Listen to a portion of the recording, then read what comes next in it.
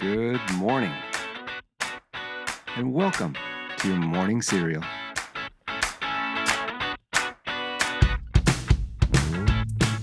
Okay, good morning, and welcome to Friday. As far away as this Friday may have seemed on Monday, you finally made it. And it's a Super Bowl weekend Friday, so that makes it even better. And perhaps you're lucky enough to be working from home today, and I'm sure your employer knows and respects the fact that today is National Work Naked Day. And it's not what you think. It sounds suggestive, but it's actually just about working from home. The naked part is totally optional.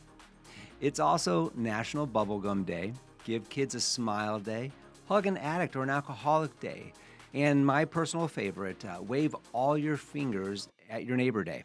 Like we'd wave anything different, right? All right, well, it's time for today's quotes. As usual, it's one fun, one nostalgic quote, and then a second quote to tease our book review later in the episode. Hopefully, one of these quotes will speak to you and jumpstart your Friday in a positive direction. All right, the first quote is from comedian Chris Rock, and he said, quote, "You're probably not going to get hit by a bus, and you're going to have to live with the choices you make for the next 50 years, end quote. This is actually very insightful. Along with the saying, make sure you're living for the day in case we get hit by a bus, we actually should probably be planning for the future as well. So well done, Chris. And today's teaser quote from the book review is, quote, "A man convinced against his will is of the same opinion still."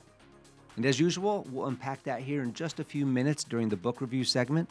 But first, let's jump into our usual dose of fun and historic facts from this day in history. Today's news facts and birthdays are for February 7th. Charles Dickens was born on this date in 1812. And in 1927, the Harlem Globetrotters, they played their very first game. Then in 1940, the animated film Pinocchio had its world premiere, and it became one of Disney's most beloved classics. The British invasion launched when the Beatles landed in New York City on this day in 1964. And 2 nights later, as you might recall, as Beatlemania was storming America, their performance on The Ed Sullivan Show was watched by 73 million viewers. Then in 1974, Mel Brooks' Western spoof film, Blazing Saddles, starring Cleveland Little and Gene Wilder, well, it premiered at the Pickwick Drive-In in Burbank, California, and apparently all the moviegoers watched from horseback rather than from cars. Then in 1984, NASA astronauts took their first untethered spacewalk. They were hovering freely in space, and these pictures from the spacewalk became some of the most iconic images of the 1980s. In 1985, the song New York, New York became the official anthem of New York City. And finally, in 1990, you might remember when Billy Idol suffered serious injuries when he crashed his Harley-Davidson motorcycle into a car. Well, happy birthday if today is your birthday. You share a birthday with NFL quarterback Matthew Stafford. He turns 37 today. Actor Ashton Kutcher, he's 47. And Canadian basketball player / coach Steve Nash, he's 51 today. Comedian Chris Rock, he's 60 today.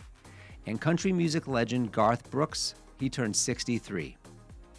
And the number one song on this date back in 1992 was "Don't Let the Sun Go Down on Me." That was by George Michael and Elton John. The song was actually written originally in 1974, and it was released by Elton on his 8th album in 1974. And it had some success, but it only peaked at number 16 on the charts back then. However, George Michael used to cover the song on his tour in 1991, and for his final show at Wembley Stadium, he surprised the crowd and brought out Elton to sing as a duet. It was the recording of that live version of the song that went to number 1. And lastly, for our Gen X music knowledge catalog, the music video that we all remember of George Michael wearing that bright blue blazer with, let's say, aggressive shoulder pads was shot at a different concert in Chicago. The more you know. And the number one movie on this date in 1999 was She's All That. This movie is a classic 1990s teen rom-com starring Freddie Prinze Jr. and Rachel Leah Cook. That was made for just $6 million, and it grossed over $100 million at the box office. It also featured the song Kiss Me by Sixpence None the Richer, which hit number 2 on the Billboard Top 100. Okay, It's time to move on to some personal growth in the book review segment of Morning Serial. This is where we take a few moments to reflect on lessons learned from the current book we're reading. And currently, we're still reading through Dale Carnegie's How to Win Friends and Influence People. As you all know, it's a timeless book that is consistently on all the must-read lists, and it's packed with rock-solid advice and actions for all of us to use and build healthy foundational concepts to live by. Yesterday, we finished up Chapter 6 of Part 2, which was entitled How to Make People Like You Instantly. And Carnegie reminded us throughout Part 2 that by taking real, sincere, and genuine interest in other people, that will in turn make them interested in you. Carnegie reminds us that, quote, the desire to be important is the deepest urge in human nature, end quote, and the effect it can have on someone else's sense of importance. So using people's names, being a good listener, talking about their interests, and even smiling at other people and doing it genuinely, that's the secret sauce to making and keeping true friends. Carnegie even threw in the old philosophy of the golden rule and treating others as we would like to be treated. Okay, so today we begin Part 3 of How to Win Friends and Influence People, which is entitled How to Win People to Your Way of Thinking. And Carnegie throws us straight into the deep end with Chapter 1, which is entitled You Can't Win an Argument. And to open this chapter, Carnegie tells a story about himself and a lesson that he learned early in life when he was attending a swanky banquet honoring his client. Carnegie, at that time, was managing a man, Sir Ross Smith, who for a while was the most famous person in Europe for having flown halfway around the world in a plane, a feat not yet accomplished at that point. So this was no run-of-the-mill banquet. It was filled with the who's who of the time. Well, Carnegie was having a conversation with a man who was telling a raucous story whose punchline ended with the quote, "There's a divinity that shapes our ends. Rough hew them how we will," end quote. And the man telling the story had mentioned the quote was from the Bible. And Carnegie says that he, Carnegie, knew through and through that that was wrong. The quote was not from the Bible, but it was from Shakespeare. He had zero doubt about it. And Carnegie says this of himself, quote, "So to get a feeling of importance and to display my superiority, I appointed myself as an unsolicited and unwelcome committee of one to correct him," end quote. Well, the two men argued back and forth, both knowing for sure that the other man was wrong, and they finally agreed to let Carnegie's friend, who was sitting next to them and observing the fiasco, they would let him decide who was right.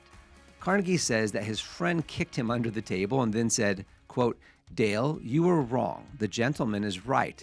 It is from the Bible," end quote.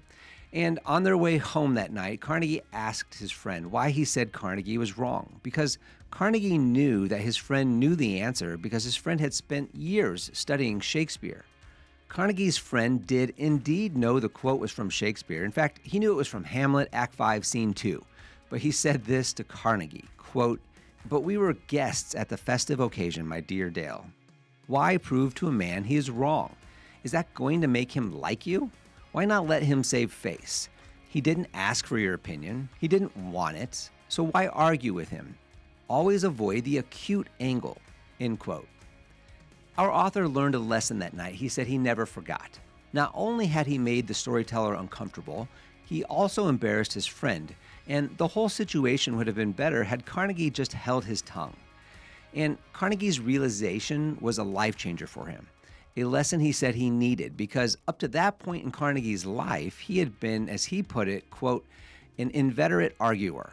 Okay, quick time out here. Vocab word lesson of the day. Inveterate means having a particular habit or activity that is long established and unlikely to change. And Carnegie says he was an inveterate arguer. He argued with his brother about everything in his youth. He argued and debated in college. Later, Carnegie even taught debating classes and, shamefully, he says, considered writing books on the subject.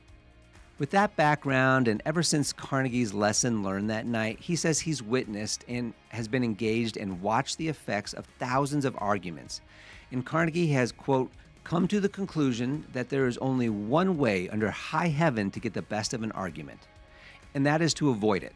Avoid it as you would avoid rattlesnakes and earthquakes," end quote. Closing out this Friday's book review, take this into the rest of your day and into the weekend with you. Carnegie says you can't win an argument. 9 times out of 10, both parties still believe they're right as they walk away. If you lose the argument, you lose. And Carnegie says, if you win, you still lose, because although you feel fine, how did you leave the counterparty feeling? Inferior, possibly hurt their pride, likely resenting you. The final Carnegie quote of the week is this, quote, "A man convinced against his will is of the same opinion still," end quote. And you know that's got to be true because it rhymes. Okay, more great argument stories to come next week in this chapter. So be sure to come back for that as we make our way through part 3 of How to Win Friends and Influence People. It's Friday. We've looked forward to this day all week, so enjoy it. Give your neighbors the 5-fingered hello, and before you cross the street, look both ways for those buses. A lot of wisdom in that, Chris Rock. Enjoy the Super Bowl. Hopefully it's a good game, and there are some great commercials to entertain us. We'll see you back here on Monday. Have a fantastic day. Don't forget to follow and subscribe to the Morning Serial podcast on the One Life Live It channel.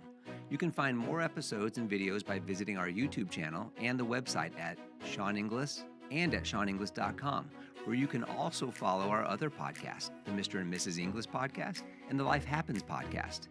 In these other podcasts, we'll dive deeper into everyday issues, self-improvement and well-being, business and finance, and we welcome special guests too. So join us. It'll be a good time, I promise. Thanks again for listening. Have a fantastic day, and we'll see you tomorrow.